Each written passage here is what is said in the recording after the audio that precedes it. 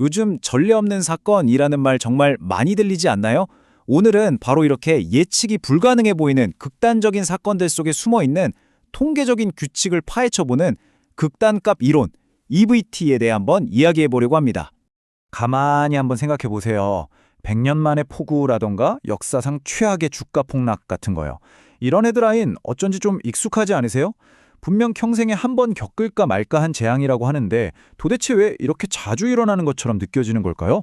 이게 그냥 느낌만 그런 게 아니죠. 실제로 보세요. 2008년 금융위기 때 S&P 500 지수가 폭락했던 거, 또 2020년 팬데믹 때 시장이 무너졌던 거, 그리고 거의 매년 반복되는 거대한 홍수까지. 이런 극단적인 사건들은 이제 더는 남의 이야기가 아니라 바로 우리 삶에 직접적인 영향을 주고 있습니다. 자, 그럼 이제 핵심 질문으로 들어가 보죠. 도대체 왜 우리가 보통 사용하는 표준적인 통계 모델들은 이런 거대한 사건들이 다가오는 걸 제대로 예측하지 못하는 걸까요? 자, 여기 이 빙산 이미지를 한번 보세요. 이게 정말 기가 막힌 비유거든요. 뭐냐면 전통적인 통계학은 보통 저 물 위에 보이는 빙산의 일각, 그러니까 평균적이고 일상적인 사건들에만 집중한다는 거죠. 하지만 진짜 위험은요, 바로 저 수면 아래에 숨어있는 거대한 얼음덩어리, 바로 여기에 있습니다. 이 극단적인 사건들 말이에요. 이걸 금융용어로는 꼬리 리스크, 그러니까 테일 리스크라고 부릅니다. 그 종 모양으로 생긴 정규분포 곡선 다들 한 번쯤은 보셨죠? 데이터 대부분은 그 가운데 볼록한 부분에 다 모여 있잖아요. 근데 진짜 문제는 양쪽 끝에 있는 그 가느다란 꼬리 부분에 있다는 겁니다. 발생 확률은 정말 낮은데 한번 터졌다 하면 모든 걸 뒤엎어버릴 수 있는 그런 사건들이요. 그러니까 표준 모델들은 이 꼬리 리스크를 거의 못 본 척하고 있는 거나 마찬가지인 거죠. 바로 이 지점에서 극단값 이론, 즉 EVT가 딱 등장하는 겁니다. 이건요, 드물게 일어나는 사건들을 바라보는 완전히 새로운 관점을 제시하거든요. 여기서 진짜 생각의 전환이 일어나는데요. 정말 흥미로워요. EVT는 극단적인 사건들을 그냥 이건 오류야 라거나 무시해도 되는 이상치로 보지 않아요. 오히려 그 반대입니다. 그들만의 뚜렷한 규칙을 따르는 하나의 독립된 데이터 집단으로 딱 인정하고 분석을 시작하는 거죠. 이 이론의 수학적인 기반이 뭐냐면 바로 피셔-티펫-그네덴코 정리라는 겁니다. 와, 이름이 좀 어렵죠? 근데 핵심 아이디어는 생각보다 간단해요. 뭐냐면 어떤 종류의 데이터든 상관없다는 거예요. 거기서 가장 큰 값, 즉 최대값들만 쏙쏙 뽑아서 계속 모아보잖아요? 그러면 그 최대값들이 만드는 분포 패턴이 결국 딱 세 가지 특정 유형 중 하나로 정해진다는 걸 수학적으로 증명해낸 겁니다. 한마디로 완전 혼돈처럼 보이는 이 극단값의 세계에도 예측 가능한 질서가 있다는 강력한 증거가 되는 거죠. 자, 그럼 이 극단값들을 실제로 분석할 때 어떤 도구들을 쓸까요? 크게 보면 대표적인 방법이 두 가지가 있습니다. 네, 이 그림을 보면 두 가지 접근법이 아주 명확하게 보입니다. 왼쪽이 블록 최대값 방식이고 이건 GB라는 모델을 사용해요. 그리고 오른쪽은 임계값 초과 방식인데 이건 GPD라는 모델을 쓰고요. 핵심적인 차이가 뭐냐면 블록 최대값은 일정 기간에서 딱 한 명, 왕중왕만 뽑아서 분석하는 방식이고요. 임계값 초과는 아주 높은 기준선을 설정해놓고 그 선을 넘는 모든 선수를 분석하는 방식이라고 생각하시면 쉽습니다. 이 두 방법은 장단점이 아주 뚜렷해요. 블록 최대값 방식은 데이터를 좀 효율적으로 쓰는 장점은 있지만 생각해보세요. 만약 한 해에 역사적인 폭락이 두 번이나 있었다면 이 방식으로는 두 번째 폭락 데이터는 그냥 버려지는 거예요. 좀 아깝죠? 반면에 임계값 초과 방식은 데이터를 훨씬 더 많이 활용해서 리스크를 더 상세하게 파악할 수 있으니까 특히 금융 분야에서는 이쪽을 더 선호하는 경향이 있습니다. 자, 그럼 이론 얘기는 이 정도로 하고요. 이제부터가 진짜 재밌습니다.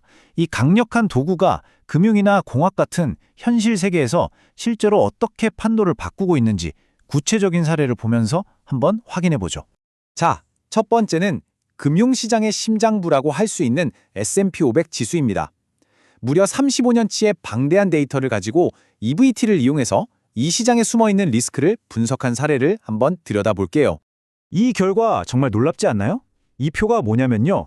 우리가 이만큼 손실 날 거야 라고 예측한 모델이 과거 데이터에서 실제로 얼마나 잘 맞았는지를 검증하는 일종의 백테스트 결과입니다. 보세요. 전통적인 방식은 예측했던 손실 한도를 무려 7번이나 넘어서면서 바젤 3 같은 국제 금융 규제 기준을 통과하지 못했어요. 한마디로 낙제인 거죠. 하지만 EVT 기반 모델은 어땠나요? 단 2번만 넘어서면서 안정적으로 기준을 통과했습니다.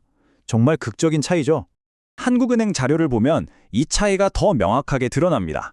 EVT 모델은 전통적인 모델보다 최대 손실을 약 25%나 더 보수적으로, 그러니까 더 크게 예측한다는 거예요. 근데 이게 왜 중요할까요? 바로 은행들이 이런 극단적인 위기 상황에 대비해서 훨씬 더 많은 완충 자본을 쌓아두게 만들기 때문입니다. 금융 시스템 전체가 훨씬 더 튼튼해지는 거죠. 그런데 EVT가 금융시장에서만 쓰이는 건 절대 아닙니다. 자, 이제 완전히 다른 분야로 한번 넘어가 볼게요. 바로 공학. 특히 우리가 매일 이용하는 다리나 댐 같은 사회 기반 시설을 설계하는 분야입니다. 5.8m. 이 숫자가 뭘 의미할까요? 이게 바로 EVT를 통해 계산해낸 건데요. 어떤 강이 100년에 한 번꼴로 도달할 거라고 예상되는 최고 홍수 높이, 바로 100년 빈도 홍수위입니다. 엔지니어들이 100년에 한 번 오는 홍수에도 끄떡없는 안전한 다리를 설계할 때 바로 이 숫자가 없으면 안 되는 거죠. 핵심 데이터입니다. 방금 말씀드린 100년 빈도 홍수위 같은 개념을 전문 용어로는 귀환 수준, 즉 리턴 레벨이라고 합니다. 이게 뭐냐면 100년에 한 번 혹은 1000년에 한 번 올 수 있는 재앙의 수준이 과연 어느 정도일지를 구체적인 숫자로 딱 알려주는 거예요. 다리 높이를 이걸로 결정하고요. 보험사가 얼마나 돈을 준비해둬야 할지 바로 이걸 기준으로 계산하는 아주 중요한 기준점입니다. 자, 그럼 이제 마지막으로 EVT를 실제로 어떻게 적용하는지, 그리고 앞으로는 또 어떻게 발전해 나갈지를 살펴보면서 오늘 이야기를 마무리하도록 하겠습니다.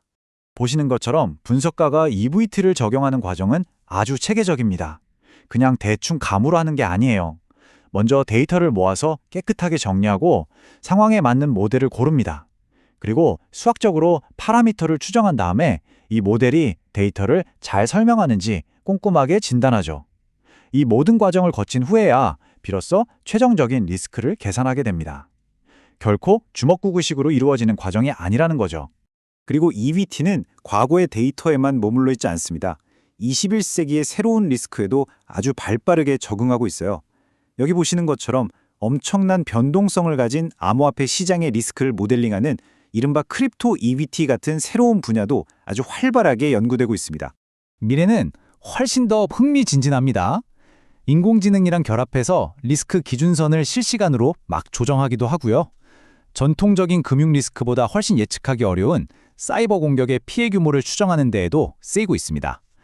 이처럼 EVT는 끊임없이 진화하는 정말 필수적인 도구가 되어가고 있는 거죠. 자, 우리는 이제 EVT라는 아주 강력한 렌즈를 갖게 됐습니다. 과거에는 상상조차 할 수 없었던 그런 재앙의 확률을 계산할 수 있게 된 거죠. 하지만 진짜 중요한 질문은 지금부터입니다. 우리가 이렇게 알게 된 지식을 바탕으로 과연 더 안전한 미래를 만들기 위해 행동할 준비가 되어 있는가? 그 책임은 이제 우리 모두에게 달려있다고 할 수 있겠습니다.